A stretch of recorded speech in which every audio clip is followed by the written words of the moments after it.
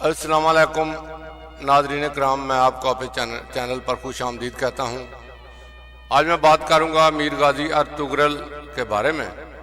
امیر غازی Ertugrul بن سلیمان شاہ قائوی ترکمانی عثمانی ترک زبان Ertugrul ترکی زبان کا لفظ ہے اور دو لفظوں ار اور طغرل سے مل کر ارطغرل طغرل کے معنی آدمی، سپاہی یا ہیرو کے ہیں، جبکہ طغرل ER کر بنا ہے۔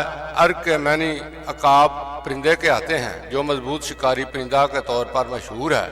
یوں ارطغرل کے معنی عقابی شخص، عقابی سپاہی یا شکاری ہیرو وغیرہ ہوں گے۔ وفات 1280 عیسوی ترک اوغاز کی شاخ کائی قبیلہ کے سردار سلیمان شاہ کے بیٹے اور سلطنت عثمانیہ کے بانی عثمان اول کے والد۔ ولادت کا زمانہ سن 1191 عیسوی کے آس پاس کا ہے، جبکہ سن وفات 1281 عیسوی بتائی جاتی ہے۔ مدفن اناتولیہ کے شہر سوغات میں واقع ہے۔ ارطغرل غازی ایک بہادر، نڈر، بے خوف، عقل مند، دلیر، ایماندار اور باروب سپاہی تھے۔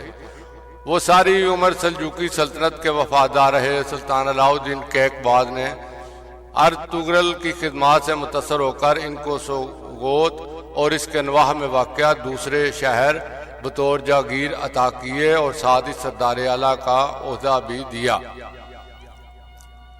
اس کے بعد آس پاس کے تمام ترک قبائل ان کے تحت آ گئے تھے۔ معتبر تاریخی حوالوں سے معلوم ہوتا ہے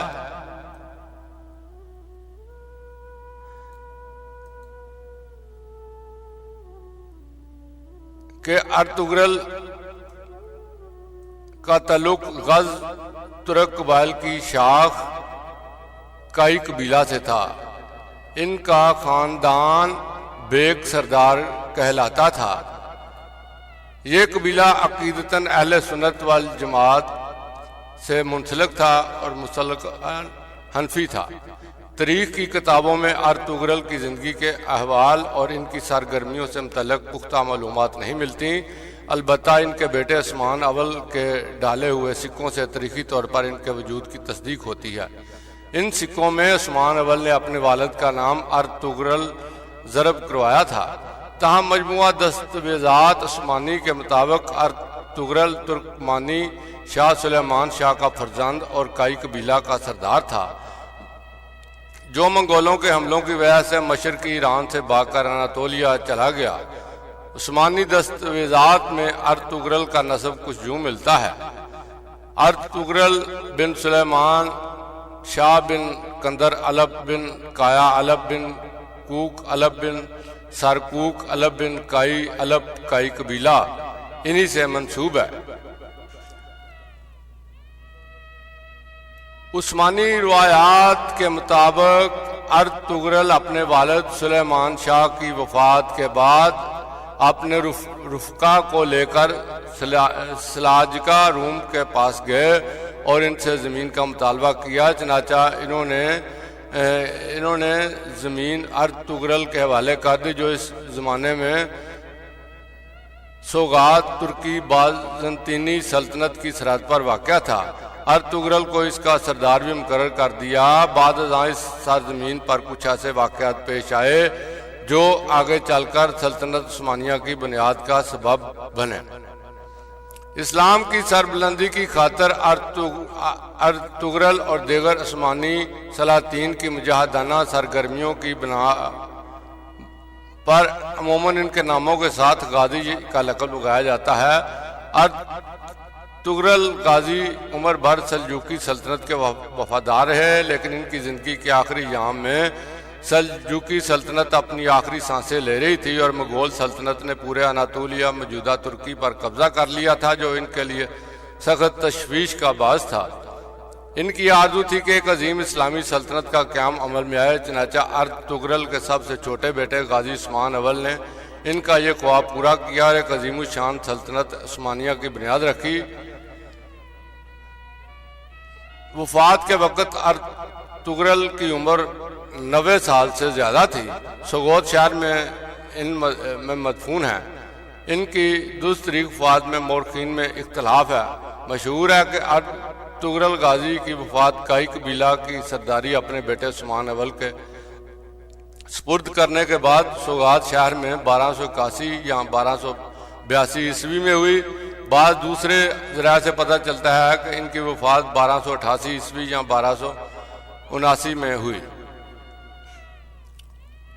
تفصیلی مضمون کے مقبرہ ارطغرل غازی سے منسوب ایک قبر سوغات شہر کے باہر واقع ہے، لیکن اس پر کوئی قدیم تحریر موجود نہیں۔ مقبرہ پر موجود تحریر کی تاریخ سلطان عبد المجید دوم کے سابقہ مقبرے کی بحالی عمل کے وقت کی ہے، جو 1886-1887 کی ہے۔ مقبرہ کی تعمیر کی تاریخ کا تعین نہیں ہے، لیکن یہ 13ویں صدی کے آخر میں موجود تھا۔ اس کو پہلے عثمان اول نے مجرد قبر کے طور پر تعمیر کیا تھا، بعد میں سلطان محمد اول کے دور میں اس قبر کو مقبرے میں تبدیل کر دیا گیا۔ مصطفیٰ ثالث کے دور میں دوبارہ تعمیر کیا گیا اور اصل عمارت کی حیت تبدیل کر دی گئی۔ مصطفیٰ ثالث کے دور میں دوبارہ تعمیر کیا گیا۔ 1886 عیسوی میں سلطان عبد الحمید دوم نے اسے بحال کیا اور وضو کرنے کے لیے اس میں پانی کا چشمہ شامل کیا گیا۔ قبر کا نمونہ مسدس شکل کا ہے، جس پر ایک گنبد سے بنایا گیا ہے۔ اس کے اندر ارطغرل کا مقبرہ ہے، جس کے دونوں اطراف مستطیل دروازوں میں سے پہنچا جاتا ہے۔ مقبرے کی دیواریں پتھروں اور اینٹوں کی 2 قطاریں تھیں۔ مزار کے اندر جنوب مغرب اور جنوب مشرقی دیواروں پر کھڑکیاں ہیں۔ مقبرے کو 360 ڈگری پر آن لائن دیکھا جا سکتا ہے۔ ارطغرل کے مقبرے کو جہاں مقبرے کے اندر سے دیکھ سکتے ہیں، پھر عمارت کے اندر داخلی دروازے سے بھی تدفین والے حصے تک جا سکتے ہیں۔ اسے تدفین کے تمام متعدد جگہوں سے دیکھ سکتے ہیں۔ ناظرین اکرام، آپ سے ایک درخواست کرنی تھی کہ پنجابی دربار کو سبسکرائب کریں۔ اس میں ہر قسم کی ویڈیو، شاعری کی ویڈیو، تاریخی ڈاکومنٹری، بایوگرافی، آپ کو ہر قسم کی ویڈیو ملے گی۔ پلیز میرے اس چینل کو سبسکرائب کریں اور بیل آئیکن کو لازمی پریس کریں۔ بیل آئیکن کو پریس کریں گے تو ویڈیو کے نوٹیفیکیشن آپ تک پہنچیں گے۔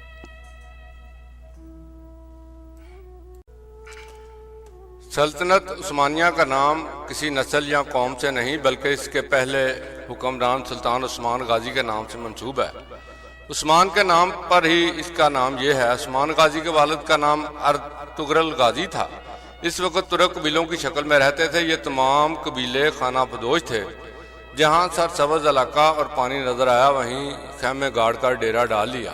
ان قبیلوں میں ایک قبیلے کا نام کائی قبیلہ تھا۔ کائی قبیلہ باقی قبیلوں سے کچھ بڑا اور طاقتور تھا۔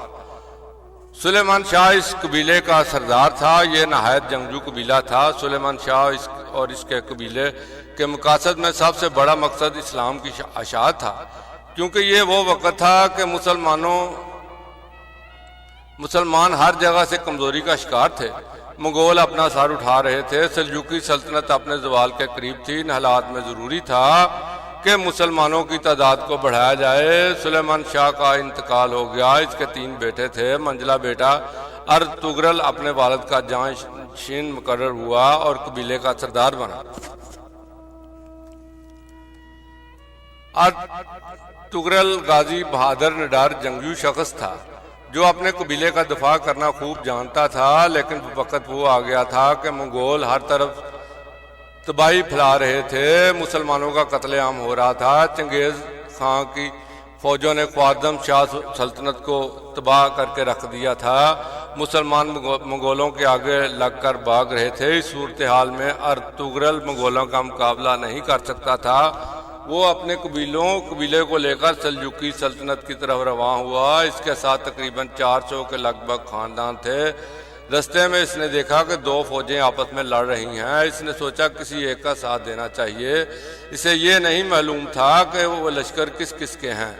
کوئی سوچ کر اس نے جو فوج ہار رہی تھی اس کا ساتھ دیا اور اپنے ان تھوڑے سپاہیوں کے ساتھ مخالف فوج پر اچانک بہت تیز حملہ کروایا۔ وہ فوج ڈر گئی اور سمجھی کہ ان کو کہیں سے مدد مل گئی ہے۔ اور وہ فوج جیتے جیتے ہار مان گئی۔ بعد میں معلوم ہوا کہ جس فوج کا ساتھ دیا تھا یہ سلجوقی سلطان علاء الدین کی فوج تھی۔ مخالف فوج کے بارے میں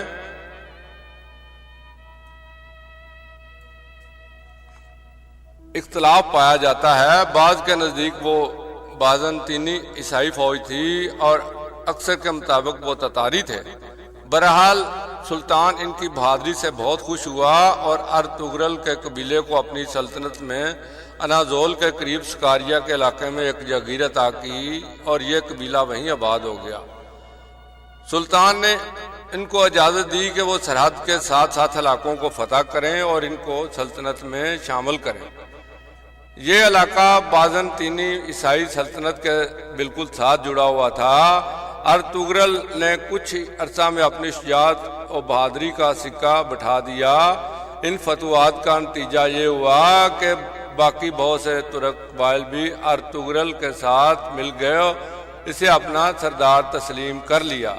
ارطغرل سلطان علاء الدین کے نائب کے طور پر لڑتا رہا اور اس کی طاقت میں دن بدن اضافہ ہوتا رہا۔ ارطغرل نے بازنطینی سلطنت کے ایک بڑے متحدہ لشکر کو شکست دی۔ مدتوں اس جاگیر کو حاصل کرنے کے لیے مسلسل جنگیں لڑتے رہے۔ 1281 عیسوی میں 90 برس کی عمر میں ارطغرل کا انتقال ہو گیا۔ اس کے جانشین اس کا بیٹا عثمان غازی تھا۔ عثمان اپنے والد کی طرح پکا مسلمان، بہادر اور حوصلہ مند تھا۔ اس نے بھی فتوحات کا سلسلہ جاری رکھا۔ ادھر سلطان علاء الدین سلجوقی ایک جنگ میں شہید ہوئے۔ اس کے بعد ان کا بیٹا غیاث الدین بھی تتاریوں کے ہاتھوں مارا گیا۔ 1299 عیسوی میں سلجوق سلطنت بالکل ختم ہو گئی۔ عثمان غازی نے اپنے تمام مفتوحہ علاقوں میں اپنی خود مختار حکومت کا اعلان کر دیا۔ یوں سلجوقی سلطنت سے علیحدہ عثمانی سلطنت قائم ہوئی۔ سلجوقیوں کے لیے یہ بات باعث تشویش ہوئی کہ لیکن وہ اندرونی جھگڑوں کی وجہ سے مکمل زوال پذیر ہو چکے تھے۔ امیر عثمان غازی نے بہت سے شہروں اور قلعوں کو فتح کیا اور ینی شہر جو کہ برسا کا ایک ضلع تھا کو اپنا دارالحکومت بنایا۔ سلطان عثمان نے مال خاتون سے شادی کی۔ سلطان عثمان کو سلطنت ملنا، ایک مضبوط اسلامی سلطنت کا قائم ہونا اللہ کی مرضی تھی۔ اس سلطنت کے قائم ہونے کے بعد مسلمان متحد ہونا شروع ہوئے۔ برسا کی فتح کے بعد سلطان عثمان بیمار ہوئے اور 1223 کو وفات پائی۔ مرنے سے پہلے اپنے بیٹے اور خان کو ایک طویل نصیحت کی۔ اور خان سلطان بنا اور اپنے باپ کی پالیسی کو جاری رکھا۔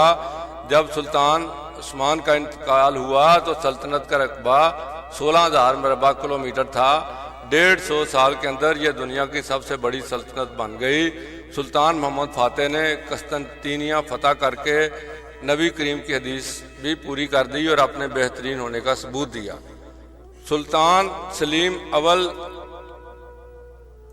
نے مصر میں موجود عباسی سلطنت عثمانیہ کے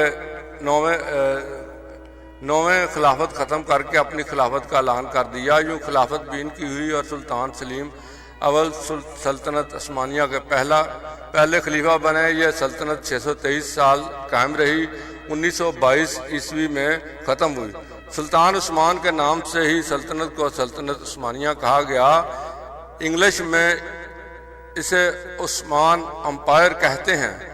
کچھ علاقوں کے لوگ اسے اپنی زبان کی وجہ سے عثمان امپائر کہتے ہیں۔ آہستہ آہستہ اسے عثمان امپائر سے